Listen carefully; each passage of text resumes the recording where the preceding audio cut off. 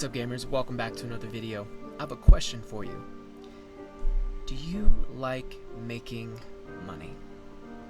Do you like being filthy rich? Do you like having these kind of problems? No fucking space to fit anything, gold falling out your fucking stash, freedom to play or do anything you want. Does that sound appealing to you? Well, if it does, then I have the solution to make shit tons of money in Dark and Darker, and that is the Stealth Rogue build. How it works is you take your rogue, you equip perks to help you stay stealthy and hidden, like lockpick to help you get open chests. That's gonna give you a better chance to get access to greater loot. Creep reduces the sound of footsteps while moving, crouching or walking. Huge for staying undetected and avoiding combat. Poisoned weapon. Not only is this going to help you in the rare instances where you do have to actually fight another player to actually get in more chip damage to overwhelm them and burst damage and hopefully take them out, but it's also going to help you take out all the mobs in the dungeon, both regular dungeons and the high roller dungeons. It's going to make that much easier. It's essentially like, to me, it feels like a tier up from whatever weapon you have. It feels like a direct upgrade. So if you have the basic starter stiletto, it feels like, you know, a white stiletto. It's like one direct upgrade equivalent is what it feels like. And the last perk is stealth. If you're hiding, you can move 10 steps while crouching or slow walking. This is huge, and it works with hide, which allows you to become invisible. While you're invisible, you can change your equipment, but you're revealed if you attempt an action such as moving, attacking, or using a skill. With stealth, you can actually move 10 steps while invisible. This is going to allow you to evade combat, evade mobs. If you get in a sticky situation, you can turn the aggro off, basically, and potentially put that aggro onto another player, which is very good. And it's going to allow you to get the drop on other players.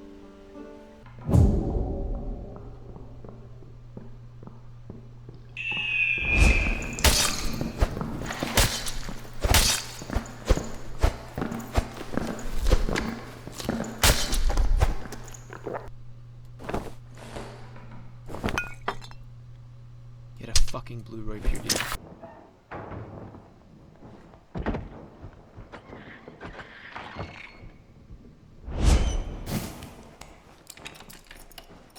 Surprise, motherfucker!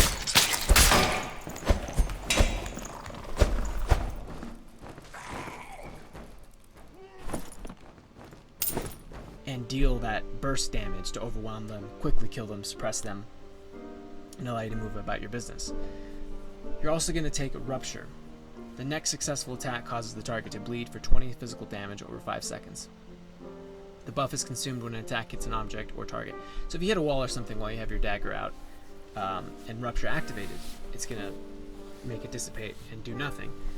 This is going to help you, again, not only take out mobs, help burst them down so that you can get their loot and keep moving on to the dungeon at a fast speed, but it's also going to help you in PvP combat to quickly wear down your opponent and come out on top. So with this skill set, you're going to be going into normal dungeons with your basic starter rogue gear, baby rogue gear. You're going to be avoiding combat. You don't want to challenge people unless you really have to, or it's like a prime opportunity, like, you know, they don't look too geared and they start opening a chest, or they pop a potion and you're nearby invisible or in the darkness. You can pop out and try to quickly overwhelm them to get their gear and remove them from the dungeon, thus allowing you a greater chance of getting an escape portal. So you're going to go in and get loot and then get out. And you're going to be building a bankroll to feed into getting you bandages and potions to help you survive in raids, to make it easier. You're building up the snowball effect, this domino effect, where you're going to increase your survivability in raids. At a certain point, you're going to make enough money. You're going to have good enough gear, whites, greens, preferably greens and blues, to go into the high roller dungeon map. Here, you're going to apply the same formula. Loot, try to avoid combat, and extract to build up your bankroll even further. The loot is significantly better in the High Roller Dungeon map, but it costs 75 gold each time you go in. Every time I go in and I survive, I make that back times 3. So it's such a high leverage action to take. So once you have, maybe like this much gold here, then start buying bandages, potions, and also, some white and green gear. And then to help you mainly take down the higher tier mobs in high roller dungeons. So you need kind of a little bit of an upgrade compared to your starter gear. So once you have about, 3, 6, 9 stacks of 50 gold pouches and some decent gear, you go into the high roller dungeon, and it's a win-win situation, okay? If you die, you're going to free up space, right? I'm excited when I die. I love when I die, because I'm like, sick. I get to use all this fucking shit I have stockpiled, make room to get even more stuff, even more gold, okay? It's exciting when you die. That's the best outlook. You die in the high roller dungeon, good. Space cleared. You get to go back to being a baby rogue and repeat the process of building your bankroll up again, allowing you to go back into the high roller dungeon. If you get out of the high roller dungeon with some great loot, some good money, your bankroll gets even bigger.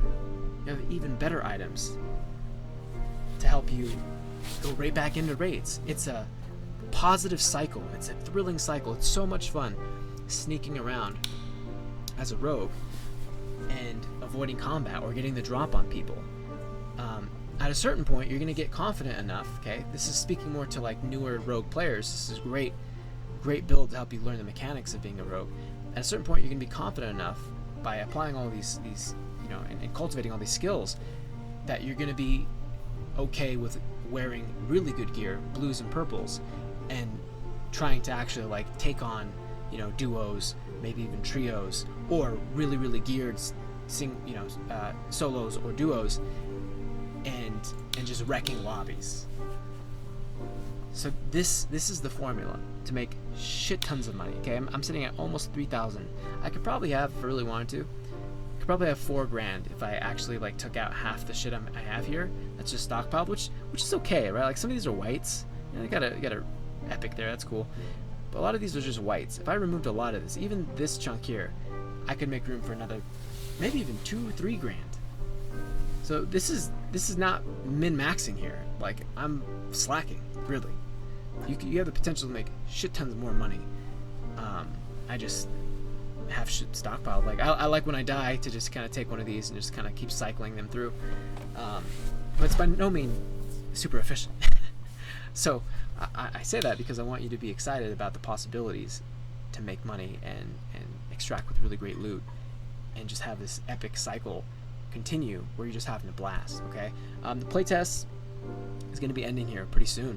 So I'm going to try to get this video out pretty quickly. Hopefully it inspires you to try Rogue out and have a lot of fun getting in, sneaking around, avoiding combat, having these thrilling escapes where you barely get away by the nick your fucking teeth, if that's how the saying goes, and having the occasional surprise kill where you overwhelm somebody when they're least expecting it.